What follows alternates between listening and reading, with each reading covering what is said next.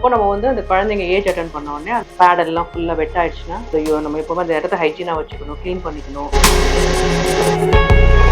Periods முடிஞ்சோன்னா வந்து அந்த white தண்ணி மாதிரி ஒரு மாதிரி வந்து நம்மளோட பேண்டீஸ்ல போடும், மஞ்சளா அது மாதிரி இருக்குது, இல்லை ஒரு ஸ்மெல் இருக்குது, இல்லை அது வந்து இச்சிங் அந்த இடங்கள்லாம் உங்களுக்கு அரிப்பு எடுக்குது அப்படின்னா அது கொஞ்சம் சேஞ்ச் ஆகுதுன்னு அர்த்தம். லேடிஸ் நிறைய பேர் வந்து பேடு மேல பேட் ரொம்ப வைப்பாங்க, ஜட்டி வந்து கரெக்டா மாத்த மாட்டாங்க. ஸோ இதனால கூட வந்து யூட்ரஸ்க்கு வந்து நிறைய இன்ஃபெக்ஷன்ஸ் பரவும்னு சொல்றாங்க. உண்மைதான். குழந்தை சில சமயம் நல்லா குண்டாயிடுது, இந்த மாதிரி சாப்பாடெல்லாம் ஜங்க் ஃபுட்லாம் சாப்பிட்டு ரொம்ப பண்ணுறப்போ என்ன ஆகும், மற்ற பிரச்சனைகள் ஒரு பிசிஓடி ப்ராப்ளம் வேற எல்லாம் பிரச்சனைகள் வர வர இதோட ஹெல்த்தினஸ் குறையாது. பிறக்கிறப்போ அது இதெல்லாம் இருக்கும். நம்ம அப்போ அதை வெளியில் நமக்கு வந்து இன்னும் ஹெல்த்தியாக இருக்கணும்னா நம்மளுடைய லைஃப் ஸ்டைல் சேஞ்ச். வணக்கம் மக்களே, இந்த நிகழ்ச்சியோட சிறப்பு விருந்தினர் யார் அப்படின்னு பாத்தீங்கன்னா, இப்ப நான் ஆழ்வார்பேட்ல நியூ லைஃப் வெல்னஸ் அங்கதான் இருக்கேன். சோ டாக்டர் விஜயா கணேஷ் தான் நம்ம நிகழ்ச்சியோட சிறப்பு விருந்தினர். வணக்கம் டாக்டர். வணக்கம் டீனா, எப்படி இருக்கீங்க டாக்டர்? நல்லா இருக்கேன் டீனா, ரொம்ப நல்லா இருக்கேன். சூப்பர் சூப்பர், கேட்கவே ரொம்ப சந்தோஷமா இருக்கு. சோ இன்னைக்கு நம்ம ஒரு எக்ஸ்க்ளூசிவா லேடிஸோட ஃபிட்னஸ் பத்தி போயிடலாம்னு பாக்குறோம் டாக்டர். அதுலயும் பாத்தீங்கன்னா முக்கியமான ஒரு பகுதி வந்து யூட்ரஸ். சோ யூட்ரஸை வந்து எப்படி வந்து நம்ம கேர் பண்ணிக்கணும் டாக்டர்? யூட்ரஸை கேர் பண்ணிக்கணுங்கிறப்போ அது எந்த ஸ்டேஜ்ல இருந்து நம்ம கவனிச்சுக்கணுங்கிறது. இப்போ சின்ன வயசு குழந்தைங்க, பெரிய பொண்ணு ஆகாததுக்கு முன்னாடி இருக்க குழந்தைங்களுக்கு அதை பத்தி கேர் எடுக்கணும் அது மாதிரிலாம் ஒன்றும் தெரியாது. சப்போஸ் பெரிய பொண்ணு ஆனதுக்கு அப்புறமே ஏஜ் அட்டன் பண்ணதுக்கு அப்புறம் அது எவ்வளவு கேர் எடுத்துக்கணுங்கிறது தான் நம்ம முக்கியம். இப்போ நம்ம வந்து அந்த குழந்தைங்க ஏஜ் அட்டன் பண்ண உடனே அதுக்கு அவங்களுக்கு வந்து நம்ம சொல்லிக் கொடுக்கணும். இப்போ அந்த பேடெல்லாம் ஃபுல்லாக வெட் ஆயிடுச்சுன்னா சேஞ்ச் பண்ணிக்கணும். அப்புறம் போய் கழுவி அதை நம்ம எப்பவுமே அந்த இடத்த ஹைஜீனாக வச்சுக்கணும், க்ளீன் பண்ணிக்கணும். அதெல்லாம் நம்ம குழந்தைங்களுக்கு சொல்லிக் கொடுக்கணும். அப்பத்துலேருந்தே இந்த ஹைஜீன், யூட்ரைன் ஹைஜீன்ங்கிறது ஸ்டார்ட் ஆகுது. ஸோ மெயினாக இந்த எஜுகேஷன், இந்த குழந்தை பருவத்தில், ஸ்கூல் பருவத்தில் அவங்களுக்கு டீச்சிங் இதெல்லாம் சொல்லி கொடுத்து அந்த ப்ரைவேட் அது பாட்டுங்க எப்படி க்ளீனாக வச்சுக்கணும் அதை மட்டும் சொல்லணும்.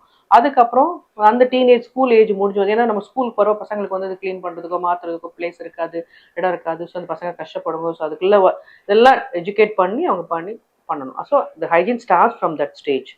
அதுக்கப்புறம் காலேஜ் வந்து கல்யாணம் பருவம் அந்த மாதிரி வர ஆரம்பிச்சதுக்கு அப்புறமும் அவங்க வந்து ஹெல்த்தியை ரொம்ப பார்த்துக்க வேண்டி இருக்கும். எப்பவுமே நம்ம வந்து யூட்ரஸ் ஹைஜீனுங்கிறப்போ basically it starts with infection. இப்போ நம்ம வந்து குழந்தைங்க வந்து சம்மர் சீசனில் அடிக்கடி யூரினரி இன்ஃபெக்ஷன் வரலாம். அந்த யூரினரி இன்ஃபெக்ஷன் வரும், ப்ளஸ் ஒயிட் டிஸ்சார்ஜஸ், இச்சிங் எல்லாம் வரதுக்கு சான்சஸ் உண்டு. ஏன்னா கிளைமேட் சேஞ்சஸ், நம்ம இந்தியாவில் வந்து நிறைய கிளைமேட் சேஞ்சஸ் வர்றப்போ ஆட்டோமேட்டிக்காக அது இன்ஃபெக்ஷன் ஆகிறதுக்குள்ள சான்சஸ். ஏன்னா பசங்க வந்து பப்ளிக் பாத்ரூம் யூஸ் பண்ணுங்க, சம்டைம் வாஷ் பண்ண மாட்டாங்க. ஸோ நிறைய விஷயங்கள் இருக்குது. அப்போ என்ன பண்ணணும், அப்போ அவங்களுக்கு அந்த ஹைஜீனை சொல்லிக் கொடுக்கணும். நம்ம க்ளீன் பண்ண வேண்டிய ஹைஜீன்ஸை சொல்லிக் கொடுக்கணும். ப்ளஸ் ஒயிட் டிஸ்சார்ஜ், இச்சிங்லாம் இருந்தால் அதை கரெக்ட் பண்ணிவிட்டு அதுக்குள்ளே டாக்டர்ஸை பார்த்து அதுக்குள்ளே மெடிக்கேஷன் வாங்கிக்கணும். ஒயிட் டிஸ்சார்ஜ் அப்படின்னு சொல்கிறப்போ பார்த்தீங்கன்னா பொதுவாக எந்த மாதிரியான ஒயிட் டிஸ்சார்ஜ் வந்து சேஃப் டாக்டர்? இப்போ ஒயிட் டிஸ்சார்ஜுங்கிறது நம்ம பீரியட்ஸ் வந்ததுக்கு அப்புறமும் அந்த கருமுட்டை ஃபார்ம் ஆகும், அந்த ஓவலேஷன் சொல்லுவோம். அதுக்கு முன்னாடியும் பின்னாடியும் கொஞ்சம் ஒயிட் டிஸ்சார்ஜ் வரும். அந்த ஒயிட் டிஸ்சார்ஜ் வந்து நார்மலாக ஒயிட்டிஷ் கலரில் ஒரு மியூக்கஸ் சளி மாதிரி இருக்கும். அதெல்லாம் நார்மல் ஒயிட் டிஸ்சார்ஜ். அப்படி இல்லாமல் ஏதாவது பீரியட்ஸ் வரதுக்கு முன்னாடி வந்ததுக்கு அப்புறம் கொஞ்ச நாளைக்கு அதே மாதிரி எக்கு ஃபார்ம் ஆகுது, ஓவலேஷனுக்கு முன்னாடி பின்னாடி எல்லாம் உங்களுக்கு அந்த ஒயிட் டிஸ்சார்ஜ் வரும். அது வந்து உங்களுக்கு டிரான்ஸ்பரண்டா மியூக்கஸ் தண்ணி மாதிரி இருக்கும். அதெல்லாம் ஹெல்த்தி ஒன் தான். அப்படி இல்லாமல் கொஞ்சம் கலர் சேஞ்ச் இந்த கலர் மஞ்சளா அது மாதிரி இருக்குது, இல்லை ஒரு ஸ்மெல் இருக்குது, இல்லை அது வந்து இச்சிங் அந்த இடங்கள்லாம் உங்களுக்கு அரிப்பு எடுக்குது அப்படின்னா அது கொஞ்சம் சேஞ்ச் ஆகுதுன்னு அர்த்தம், ஏதோ இன்ஃபெக்ஷன் ஆகுது அப்படின்னு அர்த்தம். பொதுவாக பார்த்தீங்கன்னா பீரியட்ஸ் முடிஞ்சோன்னா வந்து அந்த ஒயிட் தண்ணி மாதிரி ஒரு மாதிரி வந்து நம்மளோட பேண்டீஸ்ல படும். ஸோ அது வந்து நம்மளோட யூட்ரஸ் வந்து ஹெல்த்தியா இருக்குன்ற ஒரு சைனு, இட் இஸ் கெட்டிங் ரெடின்றாங்களே, அது உண்மைதான். அது உண்மைதான். ஏன்னா நமக்கு அந்த ஏன் அந்த செக்ரேஷன் வருதுன்னா, நம்ம யூட்ரஸ்ல இருக்கக்கூடிய சர்விக்ஸ், இந்த இருக்க கிளாண்ட்ஸ், சுரப்பிகள், அந்த சுரப்பிகள் வந்து அந்த பெண் அந்த பருவம் அடைஞ்சு வர வரதான் சுரப்பிகள் சுரக்க ஆரம்பிக்கும். நம்ம ஹார்மோன்ஸ் அந்த எக் ஓவுலேஷன், எக் ப்ரொடக்ஷன் வர வர அந்த ஹார்மோன் சேஞ்சஸ்க்கு ஏற்ற மாதிரி நம்ம சர்விக்ஸ்ல இருந்து செக்ரீஷன்ஸ் வரும். அந்த செக்ரீஷன் வர்றது நார்மல். ஸோ அது நார்மல் தான். ஏன்னா நமக்கு வந்து அது வேணும், அந்த செக்ரீஷன் இருக்கணும். அப்போதான் அந்த இடம் வந்து உங்களுக்கு மாய்ஸ்சர், இதை நம்ம சொல்றோம்ல, ட்ரையா இல்லாம, ஈரத்தை பார்த்தோட ட்ரையா இல்லாம இருக்கும். ஓகே, பொதுவா பாத்தீங்கன்னா பீரியட் சமயத்துல வந்து லேடிஸ் நிறைய பேர் வந்து பேடு மேல பேட் ரொம்ப வைப்பாங்க, ஜட்டி வந்து கரெக்டா மாத்த மாட்டாங்க. ஸோ இதனால கூட வந்து யூட்ரஸ்க்கு வந்து நிறைய இன்ஃபெக்ஷன்ஸ் பரவும்னு சொல்றாங்களே டாக்டர், இது உண்மையா? உண்மைதான். ஏன்னா இப்போ நம்ம பேடு வச்சோம்னா நம்ம பேடை வந்து மாத்திடணும். சிலவங்க சொல்றேன்ல, பேடு மேல வச்சா டூ மணி அப்படிங்கிறப்போ உங்களுக்கு இரிட்டேஷன், அந்த நமக்கு அந்த தை கிட்ட எல்லாம் இரிட்டேஷன் ஆகியும் ஃபங்கல் இன்ஃபெக்ஷன் வரதுக்கு சான்சஸ் உண்டு. ஏன்னா பிளட்டுங்கிறது வந்து உங்களுக்கு வந்து ஒரு ரிச் ஒரு இன்ஃபெக்ஷன் ஆகும், கிருமிகள் சீக்கிரம் பிடிக்கக்கூடிய ஒரு மீடியா அது. ஸோ அதனால அந்த பிளட்டோடயே நம்ம இருந்துட்டே இருந்தோம்னா அதுக்கு இன்ஃபெக்ஷன் வரதுக்கு சான்சஸ் உண்டு.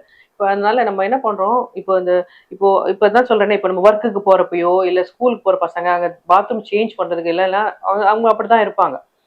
ஸோ அட்லீஸ்ட் அப்போ அவங்களுக்கு அதை டீச் பண்ணி கொடுத்து அப்போ எத்தனை மணி நேரத்துக்கு அப்புறம் அதை மாத்திடணுங்கிறத நம்ம சொல்லிக் கொடுக்கணும். பொதுவா டாக்டர் உணவு பழக்க முறை, உதாரணத்துக்கு சொல்லணும்னா வந்து அந்த காலத்துல பெரியவங்க வந்து தேங்காய் பால், அதுக்கப்புறம் மோர், இந்த மாதிரிலாம் வந்து நம்ம ரெகுலரா எடுத்துக்கிட்டோம்னா யூட்ரஸ்க்கு ரொம்ப நல்லதுன்றாங்களே, இது உண்மையா? தேங்காய் பால் எனக்கு அவ்வளோ தெரியல. ஏன்னா தேங்காய் பால் கோகனட் மில்க்ல வந்து நிறைய கோகனட்லயே உங்களுக்கு வந்து நல்ல கொழுப்புகள் இருக்கு. ஸோ அதனால நம்ம தேங்காய் பாலா குடிக்கிறப்ப நம்ம உடம்புக்கு அது சில்னஸ் கொடுக்குது. அந்த தேங்காய் பால் வந்து எப்பவுமே நம்ம சொல்லுவோம்ல, உடம்புக்கு ஒரு குளிர்ச்சியை கொடுக்கும் அப்படின்னு. ஸோ ரொம்ப ஸோ அதில் தேங்காயில் இருக்கக்கூடிய நல்ல அமிலங்கள், கொழுப்பு சத்துக்கள் நமக்கு நல்லது. அதே மாதிரி மோர்லையும் நம்ம மோர் தயிர் வந்து நம்ம முன்னோர்கள் வந்து கரெக்டாக வச்சிருக்காங்க. அது ஏன் நம்ம சாப்பிட்டு முடிச்சதுக்கப்புறம் கடைசியில் தயிர் சாப்பிட்றோம்னா, தயிரில் வந்து ப்ரோபயோட்டிக்ஸ் அப்படிங்கிறது இருக்கும். இப்போ எல்லாரும் பேசுகிறோமே ப்ரோபயோட்டிக்ஸ் ப்ரீபயோட்டிக்ஸ்னு. ஏன்னா நமக்கு வயிறு இரிட்டேஷன் இல்லாமல் இருக்கிறதுக்கு, வயிறை சாந்தப்படுத்துறதுக்கு, அவ்வளோ காரம் எல்லாம் சாப்பிட்டதுக்கு அப்புறம் அந்த தயிர் சாப்பிட்டோம்னா அந்த மசாலா எல்லாத்தையும் அது வந்து நல்லிஃபை பண்ணும். அதுதான் இந்த கர்ட்ஸ். இந்த கர்ட்ஸில் நிறைய ப்ரோபயோட்டிக்ஸ், ஸ்டமக் ஃப்ரெண்ட்லி ப்ரோபயோட்டிக்ஸ். ப்ரோபயோட்டிக்ஸ்ங்கிறது நம்ம ஸ்டமக்கோட ஹெல்த்துக்கு ஹெல்ப் பண்ணக்கூடிய சில நுண்ணுயிரிகள். ஏன்னா தயிர் பாலில் புளிக்க வைக்கிறோம்ல அதுல வரும். ஸோ அது ரொம்ப நல்லது. தயிர், மோர் எல்லாமே நம்மளுடைய குடல் சம்பந்தப்பட்ட எல்லாத்துக்குமே அது கரெக்ட் பண்ணக்கூடிய. அதனால தான் நமக்கு அசிடிட்டி வந்துட்டாலோ இந்த வெயில் காலத்திலேயே நம்ம மோர் குடிக்க சொல்றாங்க. வேற என்ன மாதிரியான உணவுகள் வந்து கர்ப்பப்பைக்கு ரொம்ப ஹெல்த் கொடுக்கும்? உணவுகள் கர்ப்பப்பைக்கு இருக்கப்ப நல்ல ஃப்ரூட்ஸ், பழங்கள் எடுக்கலாம். பழங்கள் நல்லா சாப்பிடலாம். அதே மாதிரி நம்மளுடைய ட்ரை ஃப்ரூட்ஸ் சொல்றாங்க இல்லையா, அந்த மாதிரி ட்ரை ஃப்ரூட்ஸ்களும் நமக்கு நிறைய அதுங்கிட்ட ஒமேகா 3 கிடைக்கும். ட்ரை ஃப்ரூட்ஸ், பழங்கள், கீரைகள், இன்ஃபேக்ட் ஆல்மோஸ்ட் நம்மளுடைய எல்லா நியூட்ரிஷன் டயட்டும் நம்மளுடைய, அதாவது ஃப்ரூட்ஸ், நம்மளுடைய ராகி, நம்ம மில்லட்ஸ், தானிய வகைகள் சொல்ற சிறுதானிய வகைகள், அதே மாதிரி கீரை வகைகள் எல்லாமே யூட்ரஸ்க்கு நல்லது. பேரிச்சம்பழம் எந்த அளவுக்கு வந்து கர்ப்பப்பைக்கு சப்போர்ட் பண்ணணும்? பேரிச்சம்பழத்துல வந்து உங்களுக்கு அயன் சத்து ஜாஸ்தி. அப்போ அந்த அயன் சத்து ஜாஸ்தி இருக்கிறதுனால என்ன ஆகும், நம்மளுடைய அனீமியா, சப்போஸ் ப்ளீடிங் ஜாஸ்தியா வந்து நிறைய பிளட் லாஸ் வரப்போ உங்களுக்கு ஹீமோகுளோபின் குறையும். அப்போ இந்த பேரிச்சம்பழம் சாப்பிட்றதுனால நம்மளுடைய ஹீமோகுளோபின் அளவுக்கு இம்ப்ரூவ் பண்றதுக்கு ஹெல்ப் பண்ணும். அயன் சத்து நமக்கு நிறைய கிடைக்கும். அப்போ அயன் சத்து கிடைச்சதுன்னா அது யூட்ரஸ்க்கும் நல்லதுதான். கேழ்வரகு எந்த அளவுக்கு உதவும்? கேழ்வரகுல அயன் ரிச் அது. ஸோ கேழ்வரகுலேயும் உங்களுக்கு நல்ல நியூட்ரிஷன், ப்ரோட்டீன், அயன் எல்லாமே இருக்கு. இப்போ நம்ம வந்து எல்லா நியூட்ரிஷன் சாப்பிட்றப்போ யூட்ரஸ்க்குன்னு தனியாக ஹெல்த் எப்படின்னா, ஜென்ரலாக நம்ம நியூட்ரிஷன் இம்ப்ரூவ் நல்லா சாப்பிட்றப்போ ஆட்டோமேட்டிக்கா யூட்ரஸோடைய ஹெல்த்தினஸும் இம்ப்ரூவ் ஆகும். அடுத்ததா பாத்தீங்கன்னா கருமுட்டை. இந்த கருமுட்டை பிரச்சனை வந்து ஏகபோகமா வந்துட்டு இருக்குன்னு சொல்லலாம் இப்போ இன்றைய காலகட்டத்துல. கருமுட்டை வந்து ஒரு நல்ல ஹெல்த்தியா உருவாகணும்னா எப்படி? கருமுட்டை ஹெல்த்தியா உருவாகணும்னு சொல்றப்போ, நம்மளுடைய நம்ம பெண் குழந்தை பிறக்கிறப்பவே இவ்வளவு கருமுட்டைகளோட பிறக்கிறாங்கிறது முடிவாயிடுது. புதுசா கருமுட்டை உருவாகிறது கிடையாது. ஒரு குழந்தை, பெண் குழந்தை அம்மா வயிற்றுல உருவாகிறப்ப கருமுட்டைகள் இருக்கும். அது வந்து முதிர்ச்சி அடையாத நிலைமையில இருக்கும். குழந்தை பிறந்து அது அந்த பெண் பருவம் அடைகிறா இல்லையா, அப்பதான் அதுல இருக்கக்கூடிய முட்டைகள், அதாவது முதிராத முட்டைகள், அதாவது மெச்சூர் ஆகாத முட்டைகள் ஒன்னொன்னா வளர்ந்து அது வெளியேற ஆரம்பிக்கும். அந்த முதிர்ச்சி அடைஞ்சு வர்றப்பதான் உங்களுக்கு அது பீரியட்ஸ் வர ஆரம்பிக்குது. அப்போ கருமுட்டைகள் வந்து எவ்வளவு கருமுட்டைகள் இருக்குது, எவ்வளவு வரப்போகுது, எத்தனை வருஷத்துக்கு இவங்களுக்கு கருமுட்டைகள் வரப்போகுது, எல்லாமே டிசைடட் பிறக்கும் போதே. சரியா? இப்போ நம்ம குழந்தை பிறந்ததுக்கு அப்புறம் நம்ம எவ்வளவு அளவுக்கு அந்த ஹெல்த்தி சாப்பாடுகள் சாப்பிடுறாங்க அதை பொறுத்துதான் மத்த வளர்ச்சியும். இப்போ நம்ம குழந்தைங்களுக்கு வந்து சின்ன வயசுலேயே நிறைய குழந்தை சில சமயம் நல்லா குண்டாயிடுது. இந்த மாதிரி சாப்பாடுலாம் ஜங்க் ஃபுட்லாம் சாப்பிட்டு ரொம்ப பண்றப்போ என்ன ஆகும், மற்ற பிரச்சனைகள், ஒரு பிசிஓடி ப்ராப்ளம், வேற எல்லாம் பிரச்சனைகள் வர வர இதோட ஹெல்த்தினஸ் குறைய ஆரம்பிச்சு. ஸோ நம்ம பேசிக்கா கருமுட்டை தரத்தை நிறைய வைக்கணும்னு சொன்னோம்னா இந்த தேவையில்லாத ஜங்க் ஃபுட்டை குறைக்கணும். அதே மாதிரி ரெகுலர் எக்ஸசைசஸ், குழந்தைங்களுக்கு நல்ல ஆக்டிவிட்டிஸ் பண்ண சொல்லி கொடுக்கணும். நிறைய தண்ணி குடிக்கணும். ப்ளஸ் நிறைய வெஜிடபிள்ஸ், கிரீன் வெஜிடபிள்ஸ் எல்லாம் நிறைய எடுத்துக்கணும். ஸோ இதெல்லாம் எடுத்தாலே உங்களுக்கு அந்த கருமுட்டைகளை தரம் நம்ம குவாலிட்டி தானே. ஆல்ரெடி இந்த குவாலிட்டி இஸ் டிசைடட். உள்ள பிறக்கிறப்போ இதெல்லாம் இருக்கும். நம்ம அதை வெளியில நமக்கு வந்து இன்னும் ஹெல்த்தியா இருக்கணும்னா நம்மளுடைய life style change, routine life ஸ்டைலுங்கிறது நமக்கு ஒரு ஹெல்த்தி லைஃப் ஸ்டைல் இருக்கணும். செடன்ட் இப்ப பசங்க எல்லாம் உள்ளே தான் உட்காந்துட்டு இருக்காங்க, டிவி பார்த்துட்டே இருக்காங்க, சாப்பிட்டுட்டே இருக்கிறாங்க. அது எல்லாமே நல்லது கிடையாது. ஸோ ஆட்டோமேட்டிக்கா அதெல்லாம் அன்ஹெல்த்தி சாப்பாடு போக போக நம்ம எல்லா சிஸ்டமும் இதாகும். இப்போ டோட்டலாக அந்த பசங்களுக்கு என்ன ஆகுது, அந்த பிசிஓ ப்ராப்ளம் இருந்தால் அது கொஞ்சம் எக்ஸாஜர் ஆகிடும், வெயிட் போட ஆரம்பிச்சிடும், பிம்பிள்ஸ் எல்லாம் வர ஆரம்பிச்சிடும். ஸோ அப்போ நமக்கு இதெல்லாம் நமக்கு இந்த ஃபுட் ஹேபிட்ஸ் இந்த டயட் ஹேபிட்ஸ் இதெல்லாம் சரியில்லை, எக்ஸசைஸ்லாம் இல்லைங்கிறப்போ ஆட்டோமேட்டிக்காக it will go and affect the reproductive system. ஒரு சின்ன சந்தேகம் டாக்டர், அதாவது கருமுட்டைகள் வந்து நம்ம பிறக்கும் போதே வந்து தாயில மடியில நம்ம உருவாகும் போதே வந்து இதுவாயிடுதுன்னு சொல்றீங்க இல்லையா? இப்போ நம்ம ஃபர்டிலிட்டி பிரச்சனைக்குன்னு டாக்டர் கிட்ட போறப்போ அவங்க நிறைய இந்த ஓவலேஷன் டேப்லெட்ஸ் கொடுக்குறாங்க, as well as இன்ஜெக்ஷன்ஸ் கொடுக்குறாங்க. அப்போ எப்படி நிறைய கருமுட்டைகள் வருது?